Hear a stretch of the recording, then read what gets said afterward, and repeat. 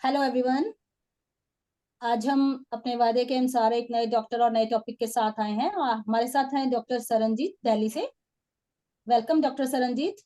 Hello ma'am. Hello sir. Hello. आज का हमारा टॉपिक रहेगा बेड वेटिंग। बच्चों में खास करके ये इशू आता है कि सोते में शिशु करते हैं, बिस्तर गीला करते हैं। लेकिन एक साधारण सी जो ये प्रॉब्लम है, कई बार बच्चे एडल्ट एज तक ये कैरी करते हैं और ये साधारण सी प्रॉब्लम ही घर में काफी कोहराम मचाती है। बच्चे वीक भी रहते हैं, इसके साथ उनको खाया पिया भी नहीं लगता। तो आज इसी के बारे में हमें बात करेंगे हमारे से doctor Saranjit. Hello everyone. Bed wetting welcome. हम लोग एन्यूरिसिस भी कहते हैं, नॉकटर्नल एन्यूरिसिस। यानी कि हम्म। जब बच्चे सोते हैं या मतलब चाहे दिन में हो रात में हो, दे पास यूरिन, वो यूरिन पास कर देते हैं सोए सोए नींद में यूरिन का पास होना, उसको हम बेड वेटिंग कहते हैं या एन्यूरिसिस कहते हैं। और ये ज्यादातर 5 to 7 years तक की एज तक नॉर्मल है, इट्स ओके, क्योंकि बच्चे अभी सीख रहे होते हैं।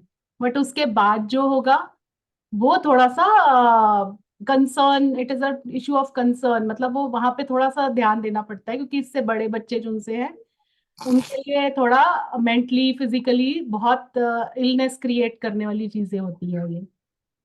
और ये ज्यादातर पाया जाता है बिटवीन द एज ऑफ, मतलब छोटे बच्चों में देख लो, उनमें रहती है। कई बारी एल्डरली विमेन में या थोड़े एडल्ट किड्स जो उनसे होते हैं, थोड़े से बड़े हो जाते हैं, उनमें भी रहती है ये प्रॉब्लम, कई बारी देखी जाती है। एल्डरली विमेन में तो काफी केसेस आते हैं आजकल। ये अभी देखा है, रिसेंटली मैंने देखा है अपने क्लिनिक में, एल्डरली विमेन भी आ रही है इसके साथ बेड वेट ओके, प्रॉब्लम से। ठीक है। तो जो बच्चों में रहता है उसके कारण डॉक्टर सरन क्या रहते हैं, और जो एल्डरली वुमेन है कारण सीधा ये तो नहीं होगा कि ना कि बच्चे सो रहे हैं और उनको शिशु निकल गया है। हाँ कोई जी। तो कुछ रीजंस होते होंगे जो उनको बेड वेटिंग उनका पुश करा जा रहा है, हाँ, बॉडी पुश कर रही है। तो ऐसे कौन से रीजंस हैं जो उनकी बेड वेटिंग को पुश करा जा रहा है? रीजन से पहले हम ना इसके टाइप्स देख लेते हैं। 2 टाइप्स के रहते हैं, हाँ प्राइमरी, जी। सेकेंडरी। प्राइमरी में क्या रहता है कि बच्चे ने अभी तक सीखा ही नहीं है कि यूरिन जो है वो कंट्रोल कैसे करना है। उनको अभी ब्लैडर कंट्रोल, मतलब उसके मूवमेंट्स अभी उनकी कंट्रोल नहीं है, बॉबल मतलब यूरिन मूवमेंट्स उनकी। तो बिल्कुल। वो उनका भी उनसे भी ड्राई नाइट्स नहीं हुई है उनसे अभी। और हम्म। सेकेंडरी में ये होता है बहुत लॉन्ग पीरियड के लिए, नॉर्मली जैसे हम लोग भी हैं, we have crossed so many years कि हमने यूरिन पास नहीं किया है। तो जब अचानक से कुछ सालों के बाद या कुछ आफ्टर सब पड़ाव मतलब हम कहते हैं इतना पड़ाव हमने जिंदगी का पार कर लिया, उसके बाद जब यूरिन पास करना शुरू कर एकदम से हो जाए, तो वो सेकेंडरी में आता है। तो इन दोनों ठीक के है। रीजन अलग अलग रहेंगे, कॉजेज अलग अलग रहेंगी। कई बार ऐसे, हम्म। मैंने बताया कि बच्चों ने अभी सीखा ही नहीं है, यानी उनकी बिल्कुल। न्यूरोलॉजिकल डेवलपमेंट ही नहीं हुई है अभी उनकी। उन्होंने ओके। अभी तक बचपन से सीखा ही नहीं है कि हमने यूरिन को कंट्रोल करना है, ये तो बच्चों में रह गया। फिर उसके बाद कुछ फैमिली हिस्ट्रीज भी होती हैं, जेनेटिक कॉजेज कह लो उसको, जेनेटिक इश्यूज रहेंगे कि पेरेंट्स भी करते रहे हैं तो बच्चों में भी अभी वो प्रॉब्लम है। फिर उसके बाद जो है कई बारी ये भी देखा गया है, कुछ हार्मोनल इम्बैलेंसेस होते हैं, ये बड़ों में भी देखा गया है। हार्मोनल इम्बैलेंसेस यानी जैसे वेसोप्रेसिन हार्मोन हो गया, जिसको हम एंटी डाययूरेटिक हार्मोन एडीएच भी कहते हैं। ये क्या करता है, ये किडनी में ज्यादा यूरिन जाने से रोकता है, उसको रीएब्जॉर्ब कर लेता है।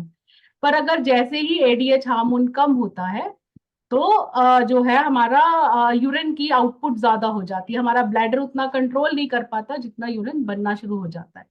तो ये भी एक रीजन है। फिर कई बार देखा गया है बच्चों में हैवी स्लीपिंग की आदत होती है, उनको जितना मर्जी उठा लो वो नहीं उठते हैं बच्चे, बहुत ज्यादा सोते हैं। उनको उठाने की कोशिश करो या उनके माइंड उनको सिग्नल, ब्रेन जो है सिग्नल भेज रहा है उनको कि आपका ब्लैडर भर चुका है, बट वो इतनी नींद में है कि वो उठ के नहीं जा पाते हैं यूरिन पास करने, वो भी बेड वेटिंग का शिकार होते हैं। कई बार देखा गया है कॉन्स्टिपेशन, बच्चों में बड़ों में कॉन्स्टिपेशन की वजह से जो उनका जो जो है वो लोडेड रहता है, उसके अंदर स्टूल बवल जो है भरा रहता है, उसकी वजह से ब्लैडर पे प्रेशर पड़ता है, और फिर जो है बेड वेटिंग की प्रॉब्लम उनमें भी आ जाती है। फिर बड़ों में ज्यादातर देखा गया है, एल्डरली विमेन में यूटीआई की प्रॉब्लम, यूरिनरी ट्रैक्ट इन्फेक्शन उनमें रहता है, कुछ किसी वजह से इन्फेक्शन हो गया, उसकी वजह से भी है। बच्चों में ADHD, attention deficient hyper active disorder में भी देखा गया। इसका रीजन एज सच अभी तक समझ नहीं आया है, एग्जैक्ट कॉज क्या है, बट एडीएच वाले बच्चों में, एडीएचडी वाले बच्चों में ये देखा गया है कि उनको भी बेड वेटिंग की प्रॉब्लम होती है। फिर बड़ों में जैसे टाइप 2 डायबिटीज है, उसमें भी यही होता है, जो ग्लूकोज जोन सा है, शुगर जोन सी है, वो प्रॉपरली जोन सी एब्जॉर्ब नहीं हो पा रही है, प्रोसेस नहीं हो पा रही है, तो उस वजह से भी यूरिन का आउटपुट ज्यादा होता है, तो उसमें भी बेड वेटिंग की प्रॉब्लम बड़ों में भी हो जाती है। फिर बच्चों में स्पेशली आजकल क्या हो रहा है कि बुलिंग, इमोशनल स्ट्रेस, साइकोलॉजिकल काफी उनके ऊपर स्ट्रेसेस रहते हैं, पढ़ाई का स्ट्रेस है, या बुलिंग हो रही है, या उनको स्कोल्डिंग ज्यादा हो रही है, या किसी चीज का उनको उसी वजह से डर जो अंदर होता है, एंग्जाइटीज आ जाती है कि हाय मैं स्कूल जाऊंगा, मेरे को लोग बुली करेंगे, या मुझे कुछ कहेंगे लोग, या कोई घर में कोई, या कोई नियर जो कोई फ्रेंड है, या घर में कोई बहुत नियर डियर की किसी की डेथ हो जाए, या एनवायरमेंटल चेंजेस हो जाए कि हम लोग कहीं शिफ्ट कर जाएं, तब भी बच्चों के अंदर चेंजेस आ जाते हैं। देखा गया है कि उनको ये स्ट्रेसेस रहते हैं कि अब हम नई जगह पे जाके, एडजस्टमेंट डिसऑर्डर्स को कहते हैं, हम कैसे एडजस्ट करेंगे। तो physical abuse as well as mental abuse हम लोग इसमें काउंट करेंगे, ये जो साइकोलॉजिकल और इमोशनल इश्यूज हैं। एक बहुत बड़े साइको एनालिसिस थे सिगमंड फ्रूइड, उनके हिसाब से हर एक बच्चे को बढ़ने के लिए एक साइको सोशल, उन्होंने साइको सेक्सुअल डेवलपमेंट्स उन्होंने दी थी, उनकी 5 स्टेजेस थी। इसमें उनकी 5 स्टेजेस में जो सेकंड स्टेज है, एनल फेज जिसको हम कहते हैं, वो एक बहुत इंपॉर्टेंट पड़ाव है बच्चों के लिए। इस एनल फेज में क्या होता है कि 18 साल से 3 साल तक के बच्चे अगर अपने बाउल मूवमेंट्स एंड यूरिन के मूवमेंट्स को कंट्रोल कर लेते हैं, तो वो बड़े होकर उनके अंदर सेल्फ कॉन्फिडेंस अपने आप क्रिएट होता है कि हाँ, मैंने अपने ऊपर एक जो है कंट्रोल करना सीख लिया है, एक सबसे इंपॉर्टेंट चीज के ऊपर। और अगर जो बच्चे ये इस एज तक, यानी आप 5 इयर्स तक की एज के भी लगा लो, अगर ये बावल और यूरिन की मूवमेंट को कंट्रोल नहीं कर पाते हैं, तो ऐसे बच्चों में बड़े होके ओसीडीज और ये सब की प्रॉब्लम देखी गई है। तो ये भी एक सिगमंड फ्रूड के हिसाब से ये एक बहुत ही इंपॉर्टेंट पड़ाव होता है कि ये बच्चों को इसमें सीखना चाहिए। तो ये एक उसी में आता है कि हमें बेड में मतलब उनको ट्रेनिंग देनी शुरू कर देनी चाहिए बच्चों को छोटे होते। फिर कुछ मेडिकल कंडीशंस होती हैं, जैसे सिकल सेल डिजीज हो गई, उसमें किडनी जो सी है unable to concentrate urine, urine को वो पतला ही रखती है, उसको थिक नहीं कर पाती है, जिसकी वजह से जो यूरिन जो सा है वो डाइल्यूटेड फॉर्म में, पतले होने के फॉर्म में बहुत ज्यादा ब्लैडर में भर जाता है, बार बार भर जाता है, और रात को कई बार वो लोग वॉशरूम तक नहीं पहुंच पाते, दिमाग जब तक सिग्नल भेजता है तब तक यूरिन जो है बेड में ही पास हो जाता है। बच्चों में जैसे स्पाइनल बायफिडा हो गया, जैसे उनकी स्पाइन जो सी है वो प्रॉपरली डेवलप नहीं हुई है, या हाइड्रोस्फेलस है, पानी भर गया जो ब्रेन में कहते हैं, तो उसकी वजह से भी जो सा है बेड वेटिंग देखी गई है, बच्चों में होती है। और एक आजकल लेटेस्ट जो स्टडीज हो रही हैं कि snoring, snoring is the reason of bed wetting. क्या होता है, जब हम सो रहे हैं तो हमारी टंग जो है वो पीछे को गिर जाती है जैसे कहते हैं, तो जिसकी वजह से हम स्नोरिंग करते हैं, स्नोर करते हैं बहुत ज्यादा। तो उससे क्या होता है कि ऑक्सीजन जो है प्रॉपर सप्लाई नहीं हो रहा है ब्रेन को, उस वजह से सिग्नल्स जो उनसे है उनमें आना जाने में मुश्किल होती है, तो उस वजह से भी बेड वेटिंग हो जाती है। ये तो मेन मेन कॉजेज थे बेड वेटिंग के, जो रीजन है इसके लिए, कॉजेज है बेड वेटिंग के, कॉजेज यही है मेन। आपने बहुत छोटा कॉज भी पकड़ा है, जैसे स्नोरिंग, अक्सर हम इसको लेफ्ट कर देते हैं अपनी केस टेकिंग में। तो और ये हॉर्मोन्स का जो बच्चियों में खास करके और लड़कों में भी रहता है, नो डाउट, हाँ जी, हाँ जी। ये भी हम स्किप कर जाते हैं कई बार बच्चों में। हम्म। और ये सिगमंड बहुत फ्रॉइड की जो आपने एग्जांपल दिया है वो बहुत बेहतर है कि अगर बच्चों को बचपन से ही ट्रेन करें हम, वो सीखे नहीं, वो हम सिखाएं भी प्रॉपर, अगर ट्रेन हाँ, करें तो उनका एडल्टहुड में भी उनको वो चीज काम आती है, उनके कॉन्फिडेंस लेवल पर काम आता है जाके। बिल्कुल बिल्कुल। नींव ही आपके बच्चे की अगर सही हो, उनकी इच्छाओं पे कंट्रोल करना और पकड़ होनी जरूरी है। हाँ जी हाँ जी, बिल्कुल। ठीक है, इसके अलावा आपको क्या लगता है कि अगर मेडिसिन तो हमने देनी ही देनी है एज ए डॉक्टर, पर इसके अलावा मैनेजमेंट में हम कैसे उनको हेल्प कर सकते हैं बच्चों को, कि दवाई के साथ साथ हमको किस चीज का ध्यान रखना है? सबसे पहले हम लोग उसको जब बच्चे जब आते हैं हमारे पास, अगर छोटे बच्चे हैं, तो हम उनको पेरेंट्स को यही कहते हैं कि उनको टॉयलेट ट्रेनिंग दो। ठीक है, टॉयलेट ट्रेनिंग भी कैसे देनी है, बिना डांट लगाए, पॉजिटिव री के साथ। कि जब भी वो जिस रात को यूरिन नहीं पास कर रहे, उस दिन हमने कैलेंडर पे डेट, मतलब उस पे एक रेड टिक कर दो कि हाँ आज बच्चे ने यूरिन पास नहीं किया, it was a dry night. तो ऐसे ऐसे करके बच्चों के आगे वो सेट करो, गोल सेट करो कि आपने अगर इतने दिन यूरिन नहीं पास किया बेड में, तो हम आपको आपकी फेवरेट जगह पे, डेस्टिनेशन पे लेके जाएंगे, या आपको फेवरेट चॉकलेट लेके देंगे, या फेवरेट गेम, वट एवर जो भी बच्चे को पसंद है। तो ये पॉजिटिव री होती है, जिससे बच्चे का ब्रेन जो सा है उसके लिए अपने आप को तैयार करता है कि हाँ I will be positively gaining something. पर अगर हम उसको डांटे, नेगेटिव री दें, नेगेटिवली उसको मतलब डांट लगाएं या दूसरों के सामने उसकी बेइज्जती करें, तो वो बच्चे जो उनसे हैं उसको नेगेटिवली लेके उनका सेल्फ कॉन्फिडेंस तो कम होता ही होता है। और उसकी वजह से बच्चे जो उनसे है उतने अच्छे से, मतलब डर भी उनमें आ गया, तो डर आ गया तो पॉजिटिव है कि बेड वेटिंग होगी ही होगी। तो उससे फिर बच्चे जो उनसे हैं वो नहीं सीख पाते हैं प्रॉपरली। और फिर उसके बाद अगर बड़े लोग हैं, तो बड़े लोग भी कई बार छुपा जाते हैं ये चीज कि नहीं, अगर मैंने बता दिया कि मेरा यूरिन पास हो गया तो लोग क्या कहेंगे। बट उनको डॉक्टर के साथ आके पॉजिटिवली ओपनली आके बात करनी चाहिए, ताकि हम लोग उनको ढूंढ सकें कि रूट कॉज क्या है, उनके टेस्ट करवाएं, उनके यूरिन ब्लड सैंपल्स करवाएं, उनके स्कैन्स करवाएं, ताकि हम फिर बिहेवियरल चेंजेस भी, हमारे को स्ट्रेटेजीज अपनानी चाहिए, बिहेवियरल स्ट्रेटेजीज। जैसे कि रात को सोने से 3 आवर्स पहले तक आपने कोई भी फ्लूइड नहीं लेना है। मतलब अगर आपको प्यास लग भी रही है तो सिप सिप करके वाटर लेना है, फ्लूइड इनटेक कोई नहीं करना है। और जैसे चाय होगी, स्पेशली कॉफी हो गई, वो बच्चों को नहीं देनी है, कैफिनेटेड कोई ड्रिंक नहीं देना है। कोल्ड ड्रिंक्स हो गए या कुछ भी हो गया, 3 आवर्स पहले तक नहीं देना है।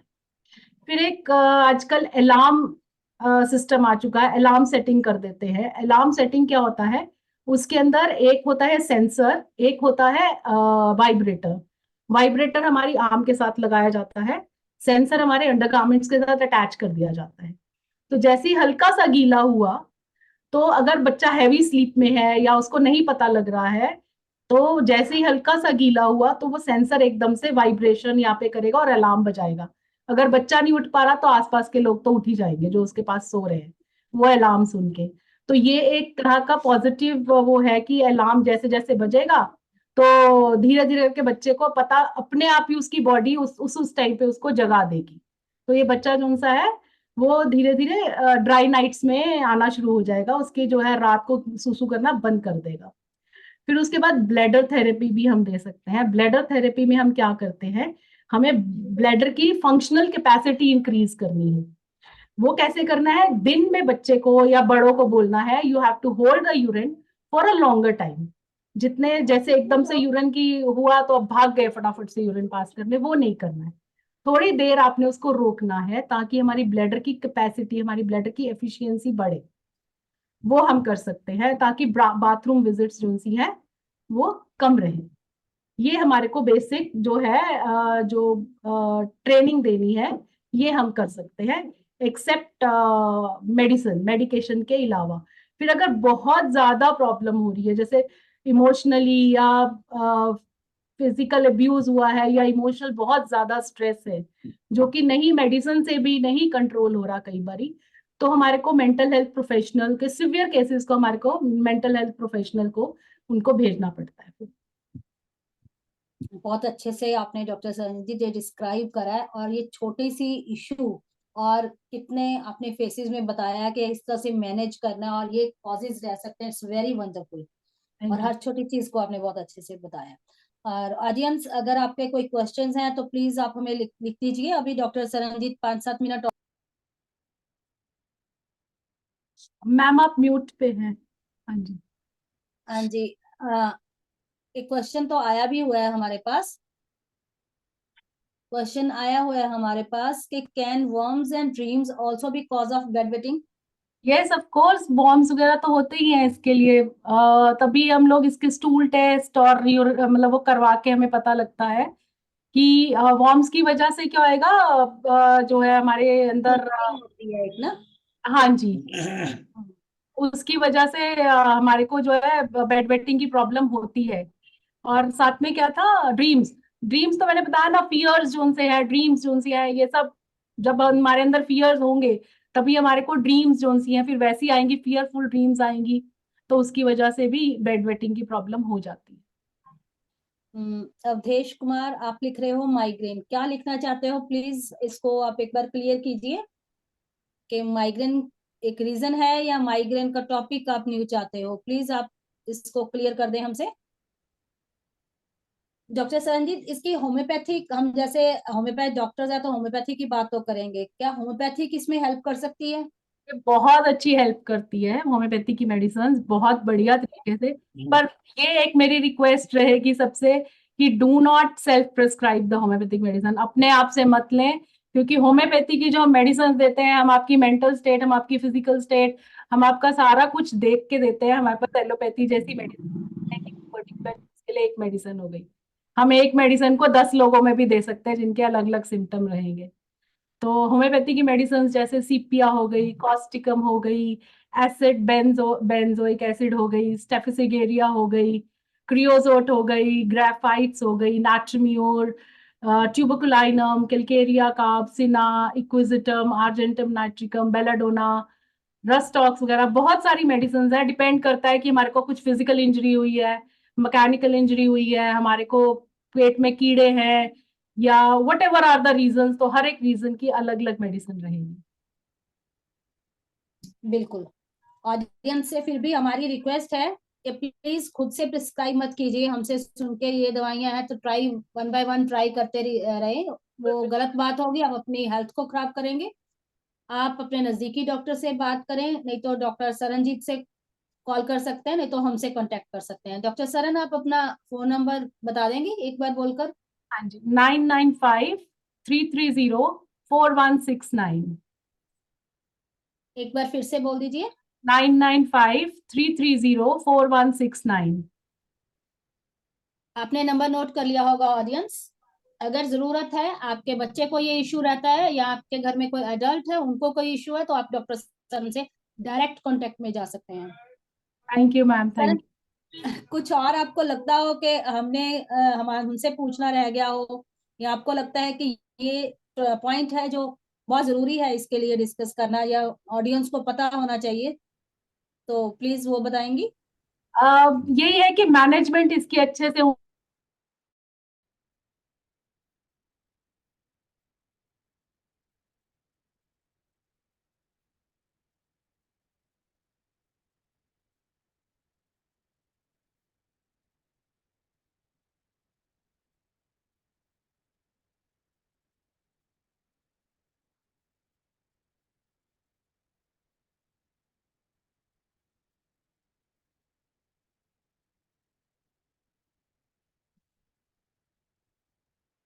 हेलो।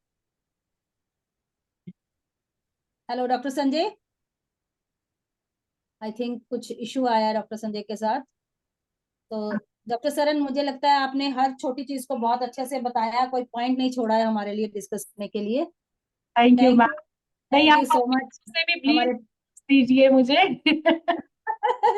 हमारे प्लेटफॉर्म पे आके ऑडियंस के साथ जुड़ना हमें अच्छा लगा। मुझे भी बहुत अच्छा लगा मैम, थैंक यू।